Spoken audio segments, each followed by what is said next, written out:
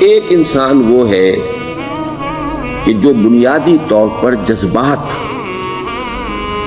جذبات سے فیصلہ کرتا ہے. آپ اس کے جذبات کو اپیل کر لیجیے، وہ آپ کی بات مان لے گا. ایک آدمی وہ ہے کہ جو پہلے بات کو سمجھنا چاہتا ہے کہ میری عقل بھی اس بات کو تسلیم کرتی ہے کہ نہیں. بس یہ ڈسٹنکشن ہے.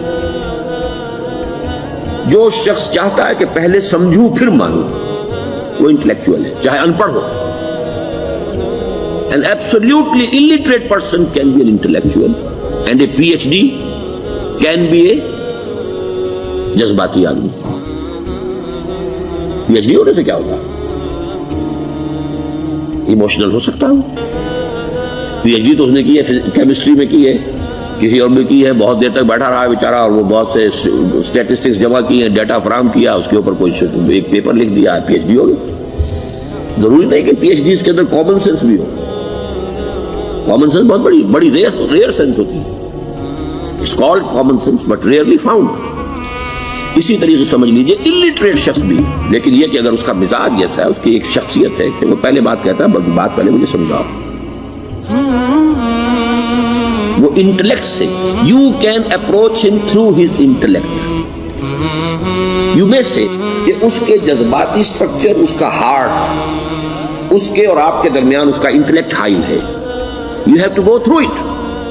You can't reach his heart except through his intellect. ایک آدمی وہ ہوتا ہے جس کا یہاں کچھ ہے نہیں، کوئی نظریہ نہیں، کوئی خیال نہیں، نہ وہ عقل سے کوئی زیادہ سوچتا ہے، نہ کوئی. آپ نے اس کے اچھی بات کہی، اس کے دل میں اتر گئی. از دل خیزت بد دل ریزت. خلوص کے ساتھ آپ نے ایک بات کہی، بات اچھی تھی، اس کی فطرت نیک تھی، اس نیک فطرت بات جا کے اپیل کر گئی. And he starts going with you. میں نے تبلیغی جماعت کا اور ان تحریکوں کا جہاں تقابل کیا ہے کہ تبلیغی جماعت کی جو اپیل ہے ایموشنل ہے، انٹلیکچوئل نہیں ہے. وہ ایموشنلی اپروچ کرتے ہیں، اور جو ایموشنل پیپل ہیں وہ فوراً ریسپونڈ کرتے ہیں، پھر انہیں وہاں سے وہ اچک لیتے ہیں. نکلو اب اس ماحول سے، 3 دن کے لیے آؤ، 40 دن کے لیے آؤ، 4 مہینے کے لیے آؤ، جو بھی آؤ، 3 چلے لگاؤ، تاکہ ایک نئے ماحول میں لا کر ان کی جو ہے وہ ایک خاص قسم کی وہ ذہنی اور ان کی ایک مزاج کی ساخت بنا دی جائے. تو یہ ان کا طریقہ بہت صحیح ہے. It's very perfect. ان کی میتھڈالوجی میں کوئی لوپ ہول نہیں ہے، یہ میں آپ کو بتا دیتا ہوں. اس لیے کہ آج اس کے شخص کے دل میں ایک اچھا جذبہ ابھرا ہے، اور وہ کل ہو سکتا ہے نہ رہے. یو کیش اٹ، ابھی کیش لو، ان سے نقد لو، نکالو بھائی، وقت نکالو، نقد. اور ان کا بڑا پیارا جملہ ہے، گھر گئے تو گر گئے. بڑا پیارا جملہ، گھر گئے تو گر گئے. یعنی یہی وعدہ تو کر لو نا کہ بھائی ارادے تو کر لو. بڑا پیارا انداز ہے یہ.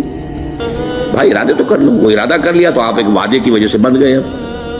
اب یہ کہ اچھا بھائی چلو نکلو. اب نکل گئے تو پھر تو ان کے قابو میں آئی گئے. اب آپ انہوں نے 24 گھنٹے وہ آپ کو جو ہے اس میں رکھنا ہے کہ وہ آپ اپنی ساری سوچ وہ سب کی سب جو ہے وہ سب جاتی رہے گی. تو یہ اپنی جگہ پر اس سے ویری پرفیکٹ میتھڈالوجی، لیکن اس کی اپیل لمیٹڈ ہے to emotional people, not to intellectuals. ہاں ان میں ہے پروفیسرز ہیں، یہ ہے ڈاکٹرز ہیں، لیکن وہ ضروری نہیں کہ انٹلیکچوئل پروفیشنل ہے. ان کا ایک اپنا ایک سمجھ ہے، اس میں کام کرتے ہیں. تو یہ جو ایٹیچیوڈ ہے کہ ذہن کے راستے سے اپروچ کرنا، اسی لیے قرآن کی اپیل کیا ہے؟ افلا تعقلون، افلا یعقلون، افلا تذکرون. ساری باتیں عقل سے کہا. ابھی میں نے جیسا کہ آپ کو بتایا، قرآن تو یہ کہتا ہے کہ بغیر یا تو عقل سے بات مانی جائے گی، اور یا قرآن کی بات مانی جائے گی، یا رسول کی بات مانی جائے گی. العلم علمان ولا تخف ما ليس لك به علم ان السمع والبصر والفؤاد كل اولئك كان عنه مسؤولا.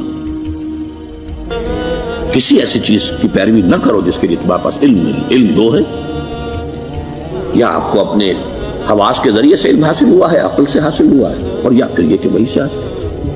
تو یہ ہے اصل میں کسی بھی انقلابی تحریک کے لیے جو پہلا نیوکلیس بنتا ہے وہ انٹلیکچوئلز کا ہوتا ہے. پھر یہ کہ وہ چیز جو ہے عام لوگوں کے اندر بھی نیچے اترتی ہے. اس کے بعد جو فائنل سٹیج ہوتی ہے اس میں تو آپ کو عوام کو موٹیویٹ کرنا پڑے گا. اب وہ وہاں انٹلیکچوئل اپیل نہیں چلے گی، وہاں پھر ایموشنل اپیل چلے گی. لیکن وہ کب چلے گی؟ جبکہ ایک مضبوط جماعت ایسی پیدا ہو چکی ہو کہ جو سمجھ کر آئی ہو، علی وجہ البصیرت مان رہی ہو چل رہی ہو اپنی دونوں آنکھیں کھول کر چل رہی ہو، پھر ڈسپلنڈ ہو، پھر جو کچھ کہہ رہی ہے وہ کر بھی رہی ہو.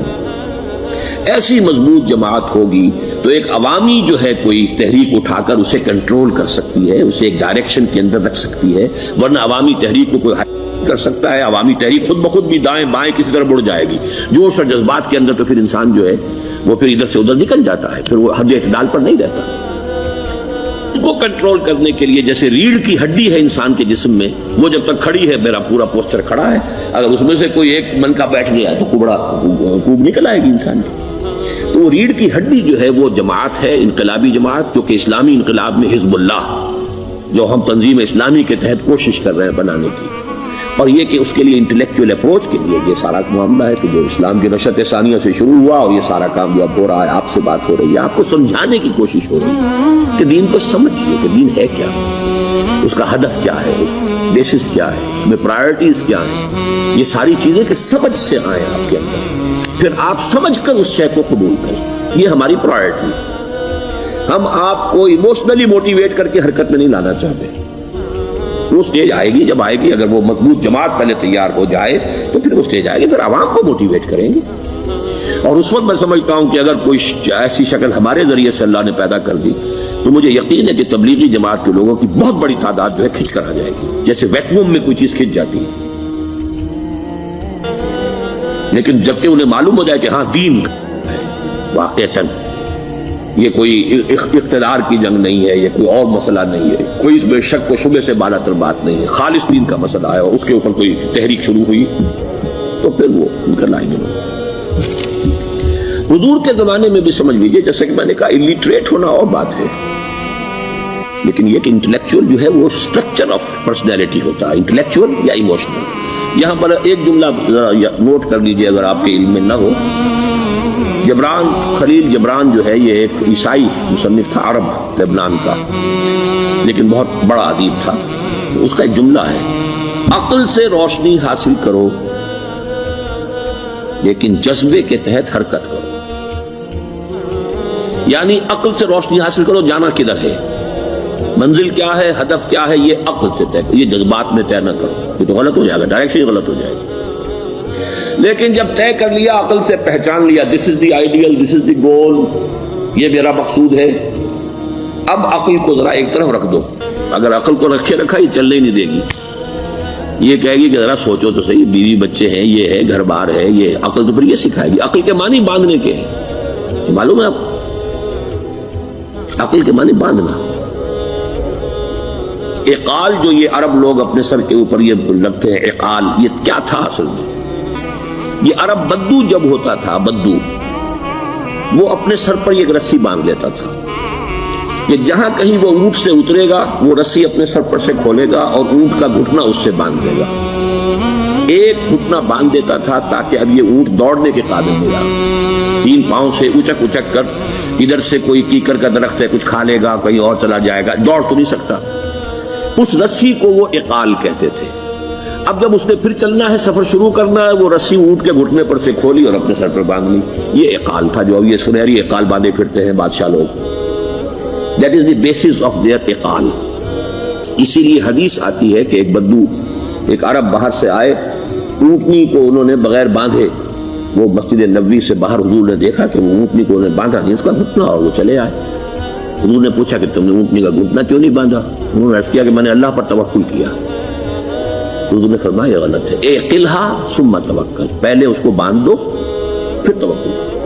اسباب اور وسائل و ذرائع کا استعمال یہ تم پر لازم ہے، لیکن توکل اس پر نہ کرو، توکل اللہ پر. یہ ہے بیسک جو یعنی بیلنسڈ رائے کہ آپ ایسے بالکل اسباب سے مستغنی ہو جائیں تب بھی غلط بات ہے.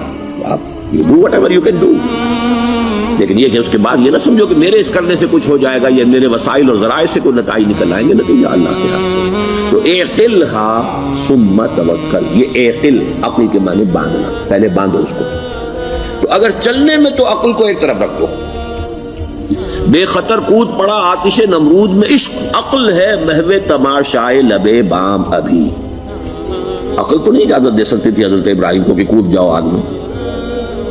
عقل تو یہ کہتی ہے نا کہ بابا جان خامخواہ دینی ہے، اگر تم اپنے آپ کو بچا لو گے، اس وقت کوئی ہیلا کر لو، کوئی تھوڑا سا نمرود کی خوشامد کر لو، چھوڑ دے تو پھر اس کے بعد توحید کی دعوت دینا.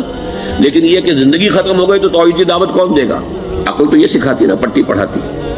لیکن بے خطر کود پڑا آتش نمرود میں عشق عقل ہے محو تماشائے لبے بام ابھی. عقل تو وہیں بیٹھی دیکھ رہی ہے کہ یہ کیا کیا اس نے، یہ جمپڈ، یہ شوڈ ناٹ ہیو جمپڈ.